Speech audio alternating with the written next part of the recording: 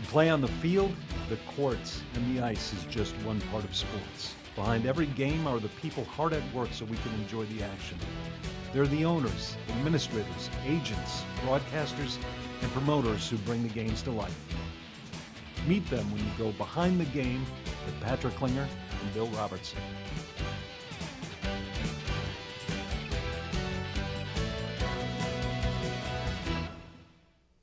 Welcome to Behind the Game. I'm Patrick Klinger, president of Agile Marketing Partners. With me, my co-host and a man who once kicked 7 consecutive field goals in a game of paper football, Bill Robertson. Billy. It was 8. 8. Well, I stand corrected. That's right. Nobody could flick the little paper football like you could. A lot of practice. A lot of practice, my friend. Great to see you again. And you as well. We have a great show for you today. We have a seasoned veteran in the sports world, someone who's a good friend. He's been in football. He's now into soccer. He's a sports stadium builder, sports administrator, and a good friend, Executive Vice President of Public Affairs for the Minnesota Vikings, Lester Bagley. Lester, welcome. Thank you, Bill. Patrick, appreciate the chance to catch up to you guys today. Thanks for coming on. I know it's a busy time for you, even though a lot of people may not think this is a busy time in the football world. You also have soccer going strong and other entrepreneurial projects with the Vikings and Wilf organization. I'm going to start out the questions. You're heading into your 18th year with the Vikings. You've seen coaches, administrators, and hundreds of players come through the system in your organization. What keeps you excited about the NFL and the job you're doing with the Vikings? Well, I think it's been a good run for me at the Vikings for sure. It's a great organization, and I'm honored to be part of it. The one thing that keeps me going is the impact that we can have in the community. It's sort of beyond the game, and using the Vikings and the brand and our players who want to give back and connect with the community. That keeps me going. In my role, overseeing public affairs, public relations, external relations, a lot of things. External. That requires a lot of different skills and a lot of different action and activities. So multi-faceted work day. I'm busy on a lot of different fronts, juggling a lot, and so that keeps me going too. But bottom line is trying to win a Super Bowl for the fans, or multiple championships, even better. But trying to get there, what drives us as a group every day. So that's what keeps me going. Lester, before you joined the Vikings, you had a long and storied career in public affairs. Tell us a little bit about what you did before you came aboard with the Vikings.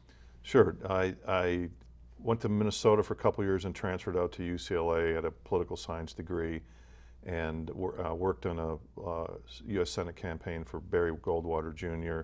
During that term, I also interned in the Reagan White House, so not to date myself, but that's back there a little ways. But with an amazing experience, and so with my political science degree, and I had 5 years in Washington.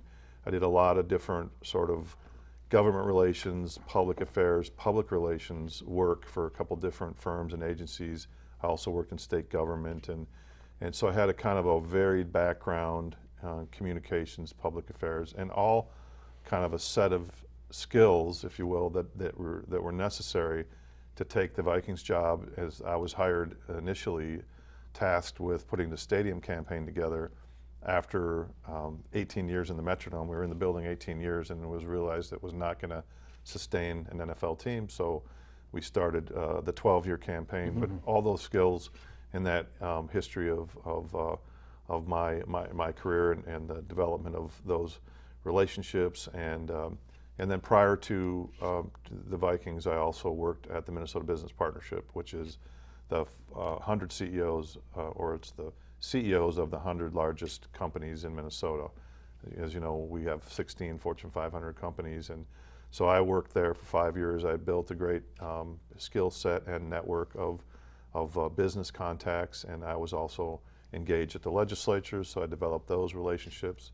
So now, leading it all up to now at the Vikings, where I kind of the external affairs and help make sure the Wilf family and our organization are connected with the media, with business community, with organized labor, and the other pro sports teams in town, and just the community at large. So relationships are key, and helping get the stadium deal done at the legislature and helping get the Wilf family acclimated to our market has been a lot of what I've done over the many years. Well, you're certainly, when your name comes up, people think of you in the new U.S. Bank Stadium. You were instrumental in getting this done for many years. I'm sure for you and other members of your organization, it was a heavy lift in a lot of ways, and some days maybe have been better than others, and you had your ups and downs. But now when you walk in to U.S. Bank Stadium, you must have great pride in seeing what has transpired, and not just for football games, but for all the other events you're doing in there. Yeah, it's kind of come to fruition. All the things we talked about, we advocated for those 12 years to get through the legislature to build that public-private partnership. There were ups and downs, mostly downs, to be honest. It was 12 years. The first 11 were fairly brutal, but the last one, and what it took was a team effort. Governor Mark Dayton, who will forever be honored in our organization for what he did to step up to the plate and help bring this to the table. But Senator Julie Rosen, Representative Maury Lanning, but it was a coalition effort, which it has to be. It was nonpartisan. So getting it across the goal line was a monumental task. It was a team effort. Our fans were engaged, which was awesome. But yeah, it turned out to be an amazing stadium. It's not only, we think, the best in the NFL, but one of the best in the world, and it really is holding up. The great fan experience, the great energy you feel in that building, the multi-purpose. We had the NCAA men's Final Four basketball game there a few years ago, and everybody was amazed that it felt like a high, a large attended, highly energetic basketball game in a football stadium. So we're trying to bring other events like that there. So it really has proven to be a great asset for the community, a great asset for Minneapolis and for the state, but also has been great for Viking fans. Where once the Vikings had arguably the worst facilities in the NFL between the Metrodome and Winter Park, now you have arguably the best. Yes. Outstanding facilities. Right. How is it affecting you from a business perspective? Is it easier to attract talent and sponsors and partners than it once was? It is easier, and it is more efficient, and don't want to run down the Metrodome because with 32 years, everybody, it's hard to criticize it. It was it's like ours. We had it. It was served its purpose. It led to eventually Target Field, amazing ballpark, and U.S. Bank Stadium. So, but it was pretty bleak in those days, and pretty barren and basic in those facilities. And facilities matter. And the Wilf family and their investment approach toward U.S. Bank Stadium and also toward TCO Performance Center here in Eagan was critical, and just advancing and building the culture, and building a winning attitude and winning culture, which we're still in search of and still working on that, building that inclusive winning culture within the organization. But facilities matter, and we bring free agents in, and they get one walk around the halls of TCO Performance Center, and they're sold more often than not, and ownership and investment in players and coaches and facilities.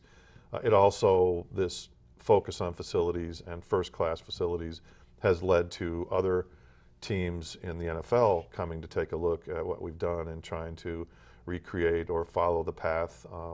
I started with the Vikings. I worked for a football team, and now I'm with the organization, which is real estate, sports, and entertainment, and what we've done out in here in Eagan with a 200-acre campus, and there's a lot of other teams, not just NFL, other pro sports teams and leagues are looking at how do you leverage your brand to create energy, to create value, to create economic impact and community, and that's what we're trying to accomplish, and we're on our way. We're still grinding away to get there, but it's been intentional, and it's been kind of an ownership down vision and investment approach that has, I think, led us to where we are. Looking back at U.S. Bank Stadium and your complex, your practice facility in Egan. Are there a lot of things now, after looking back at it, having done a lot of stadiums myself in the past, I always say, I wish we'd have done this a little bit differently. And you can always second guess what was done, but in your mind, was there a lot of things you would do differently at both those sites? Not really, and part of the reason why, frankly, it took us 12 years. So during those 12 years, we had a lot of chances to look at every other event, stadium and facility, and we reached a point where after we toured a lot of the venues that are popular and the ones we like, and learned a lot and worked with architects and worked with other teams. NFL is a great organization, best practices while we compete. On Sunday, fiercely. Every other day we work together and share best practices. And on the stadium front, that was no different. So we felt like we had a pretty good handle. And we were also, I think, blessed and fortunate to have the Wilf family as developers who know how to build and who know how to construct and build successful venues and facilities. That was immensely helpful. But there's not much I don't think we left on the table. We considered a retractable roof at one point early on. We had in early days of Met Stadium out in the cold and the Purple People Eaters, which was pretty awesome. Legends for us. And then we went to Metrodome, which was kind of sterile, and so trying to think what's the best next step for the organization, for the next generation of fans and players.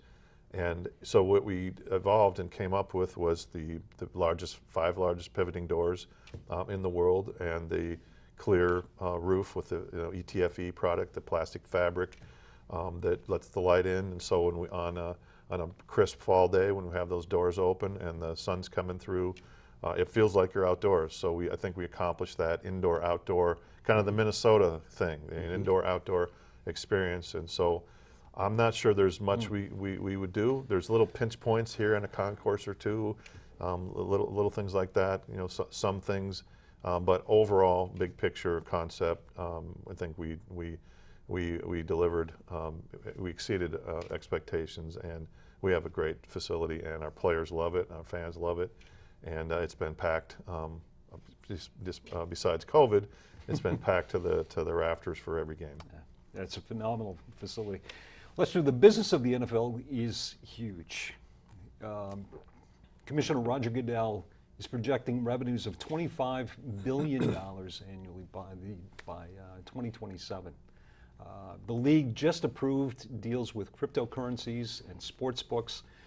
There really seems to be no slowing the NFL down right now. Is there a risk for the NFL on any front at this point? Yeah, I mean, there's always risk. We see at the grassroots level the decline in participation in football, and the issues with, head injuries, and I think there's been a real focus by the NFL to address that. And I think we're seeing that in baseball and other sports too, the decline of participation at the grassroots level. Some sports, I think lacrosse and maybe soccer, are growing, but others, baseball and football, are not. So those are risks. Those are things we need to pay attention to. We have a youth football department that's focused on grassroots football, flag football, girls flag football camps, and engaging our youth, and that's really important. This last couple of years, this unforeseen COVID pandemic coming through, all sports and all of us in our everyday lives had to contend with the civil unrest we had with the George Floyd tragedy, and aftermath was really hard. It was hard on our players. It was hard on our community, as you guys know. So there's threats and there's issues that we have to contend with. But I said earlier that I admire the NFL as a institution and how they operate with that best practices mentality, and where we can learn from other teams, other communities. And they're kind of got to get busy growing, get busy living, otherwise not sitting still. So we can talk about the sports betting issue, but that is something that's evolved from an NFL standpoint. But another way to look at addressing a situation that's already occurring, just trying to regulate it and maybe capture revenue. Or so the league is ever growing, and it's Roger Goodell is an amazing commissioner. I think the owners love him because he has had that focus on the bottom line. Negotiated amazing deals with our TV partners, our broadcast TV, and those have been strong. And the TV ratings, skyrocket. Those late Sunday afternoon games this last season were some of the most amazing, TV ratings. People are consuming the NFL. Now you're watching the game and you're watching your iPad and maybe you're on your phone, and a lot of people, with fantasy football, and so the league has evolved into focusing on that. So, long answer to your question, but yeah, I think I don't see many chinks in the armor over at the NFL, and I think they keep evolving and growing and using best practices to bring everybody up. Cost of tickets. The fan cost index says a family of 4 coming to an NFL game, and not just the Vikings, but overall is about $570 for a family of 4. Like all sports in this community and all over the U.S. and the world, it's getting to a point where can an average fan come to a sporting event? And I know there's not necessarily one answer to this, but maybe you have some thoughts on how can the average fan come to a Viking game going forward? Yeah, I think it is an issue to keep an eye on as a league. Can't price ourselves out of our fan base. It is. I think a couple thoughts on that, Bill. I think it is entertainment, and it's no different than a Billy Joel concert or another sporting event or a theater. The entertainment and a night out of entertainment is expensive. What we focus on is trying to keep that as modest as possible, but also on the other side of it is to make sure that experience, that entertainment experience for our fans, is paramount. And I think that's where we've, for the most part, succeeded in making a game at US Bank Stadium one of the best experiences our fans can get. It's an awesome TV sport, and you can get your nice seat and get your favorite food and beverage, and you can watch on a couple screens, and you can watch whatever game. You can get high definition, slow-mo, repeat. So it's hard to top watching an NFL football game on your couch. But as we compete with your couch, we are trying to ensure that experience at US Bank Stadium is second to none, and that's about the energy in the building we talked about earlier. Fans want to get there early because it's showtime. It's snowing now. When the league the NFL took away our fire breathing dragon that Brian Harper put together. So now he came up and responded with snow. It now snows before our games inside the stadium with the snow machines and that effect. So the Galler horn, the Skol chant, everything, legends of the Vikings, honoring them, engaging them. So trying to make sure that experience, and the results are proven that our fans are engaged in terms of surveys and the voice of the fan. The experience at US Bank Stadium is top notch in the league, top 5 in the league, as is our entertainment. And we're fortunate to have that sort of Nordic theme. Our building is, Nordic influenced architecture. So all that sort of focus on brand, focus on game day experience. I understand and I appreciate the question and the potential concern about pricing ourselves out of our fan base, and that's something that we pay attention to, and we try to deliver that entertainment value. And I think so far, so good. But it's something we need to be cognizant of. Sports betting is not legal in Minnesota right now, but it is legal in states that surround us. Correct. You talked a little bit about the slog that it was to get US Stadium built. Right. It seems to be a little bit of a slog on the sports betting side now too, but it looks like we're finally making progress, and that Minnesota sports fans will soon be able to place Legally. a legal bet right. in Minnesota. So do you see that happening in the near future? And if I it do. does, do you foresee a day when there could actually be a sports book in US Bank Stadium? Well, a couple things on that. I do think it is coming, and it's coming faster now. It was, we don't want to be in Minnesota. We want to be a little, sit back. We want to be cautious. Twins took 13 years on their ballpark. We took 12, and it shouldn't be easy, but I'm not sure it should take 13 years. But I think our state is very unique and it's awesome. But we have the tribal compacts, which are in perpetuity. There's no expiration date. So what that means is our Native American community, our tribal partners and tribal community have first chair on this. They have this, everything on sports betting has to go through tribal agreements. And we have tribal partners, and we have great respect and long partnership with Native American community and those leaders.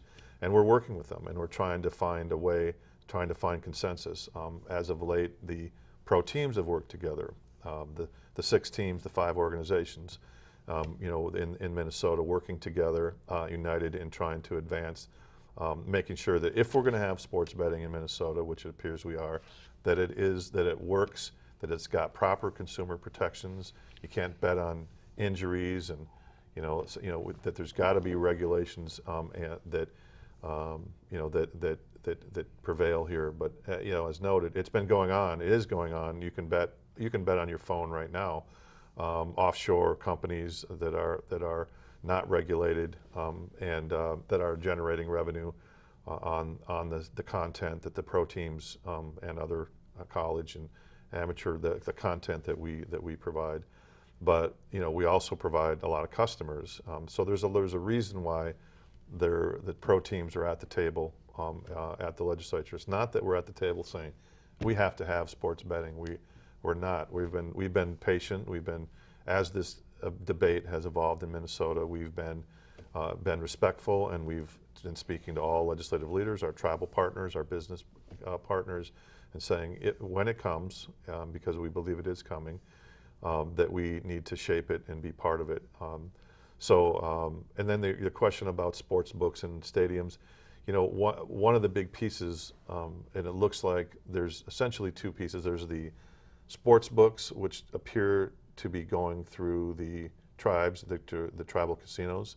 There's one bill that has them at the racetracks, but it seems that the direction might be that the sports books themselves, the bricks and mortar, would be at the Native American casinos. The other piece of it, which is 70+% of the activity, is mobile.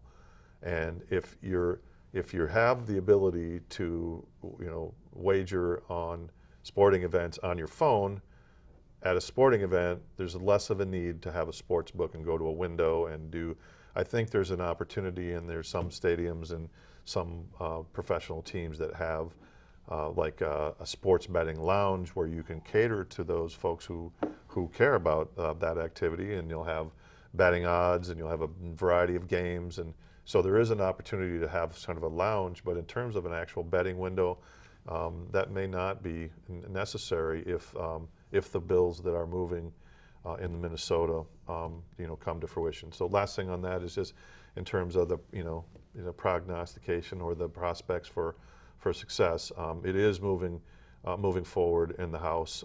There's a bill that's moving that will meet the committee deadlines. The Senate has a bill. It hasn't been introduced yet as of today, but it's also looking for a path forward, and that's the way that process works. The House will pass something, and then something completely different will pass on the Senate side. And if we can get to that point, then we're into a conference committee where the real negotiations begin. Right now, we're playing a game of checkers. It's one step at a time. We're trying to move this bill forward. We're providing feedback on overall principles. We haven't really lobbied a particular bill. We've provided feedback to the bill authors and the caucus leaders and the governor as to what we would like to see, basic principles, that a lot of it being consumer protections. Long answer to your question, but it is a complex story, and every state is different. I think we're getting close to 30 U.S. states now that either have actual ongoing sports betting, or that they're in process of setting it up. So it does seem inevitable for Minnesota. Nobody better than Lester Bagley and the Vikings, where you've been patient throughout your stadium and your practice facility, now sports betting. So I'm going to bet that that's going to happen under your leadership. Turning the page a second, we'd have to ask this question with the Minnesota Vikings. New general manager, new head coach. We see this all the time in sports. Coaches come and go over time, depending on what's going on. How will this situation now with a new coach, new general manager, new coaching staff, new trainers, et cetera, a whole new football operations regime, and I know you were close to the others in the past, how does this affect your job, whether it's on the political side or within the organization of the Vikings? Well, it does impact my role and everything we do as a business, as the ups and downs of the team. And I was at the Capitol yesterday, and a legislator got in the elevator. It was 2 days ago. It was the day we signed Zadarius Smith as a free agent. And her first question was, when are you going to sign Smith? Oh, nice to see you, but when are you going to sign him? So I think, that sort of thing happens, and happens to the pro sports, groups that work in this industry.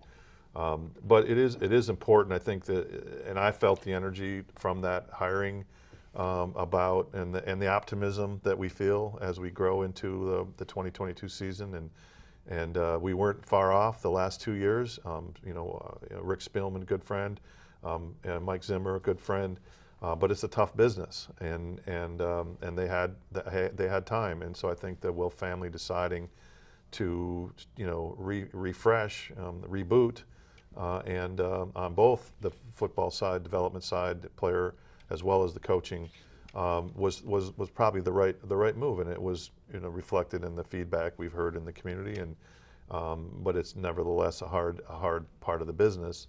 But I think this energy and this optimism and this new era, hopefully this new era is better than the last new era. but we have a 40-year-old GM, Kwesi Adolfo-Mensah, who is an amazing person. He very, very bright. Dave Mona said that my piece of advice is don't play chess with him. But he has a economics degree from Princeton, a master's from Stanford in economics. He had 8 years on Wall Street, and as a trader, 7 years in the NFL. He's a consensus builder. He's a good person, no ego-driven agenda. And then our coach is 36-year-old Kevin O'Connell, just freshly minted Super Bowl champion, LA Rams offensive coordinator. What he brings in the modern approach to a modern NFL offense. Not that we didn't have that, but we've had 5 or 6 different offensive coordinators in the last 5 or 6 years, and so getting some consistency and some new blood, new vision. So we're all excited about it. I think it does impact my role as people follow this team and get excited about this team. And I go to the Capitol or the grocery store or wherever I go, I have to. And who wants to get tired of talking about this? And no, I understand. Everybody's passionate. Everybody wants this team to win, and when it does win, we are going to have quite the party. Bill, I can't wait. Yeah. And Lester, unfortunately, we've come to the end of our time. I've got about a dozen more questions I'd love to ask you.